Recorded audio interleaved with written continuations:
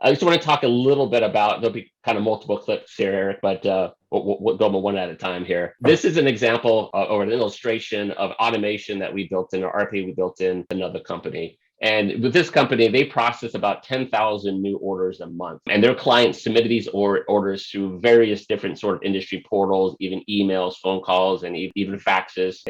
Couldn't do much about automation faxes, but we did get faxes in there. And we had about 20 FTE that basically did this order intake process. And they had to manually take this information and re-enter it back into their core operating system. Continue on, Eric. We have our clients and we have these work orders coming in, and they came in all these different delivery channels. About 70% of them came in through an integrated portal, which was a good thing, but we still had 25% coming in from a non-integrated portal.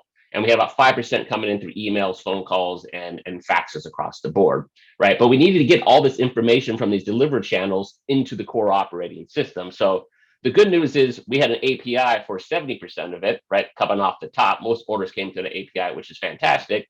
But we still had 10,000 orders a month. So we still had about 3,000 orders that came in from a manual perspective that had to get manually entered in. We had this order intake team that worked the non-integrated portals, as well as work the emails and phone calls and faxes going forward. So ultimately, a great solution was, hey, let's take that 25% from those non-integrated portals and let's build a bot in order to take that information from those non-integrated portals and put them into the core operating system. So we click again there, Eric. We built that interface to say, instead of having a person copy and paste it from the non-integrated portal into the core operating system, we built the bot to take the same information and move it back and forth. Now, it didn't help us with the emails and phone calls yet. All that was the next thing we were going to go to, is actually look at those emails and see if we can automate those. But we were able to alleviate a huge chunk of the manual processing out of that team and be able to not only reduce the cost of operation of that team, but actually improve the accuracy of that team, because the bots, as you will find out here pretty soon, they literally don't make mistakes. So they do exactly what they're told to do going forward.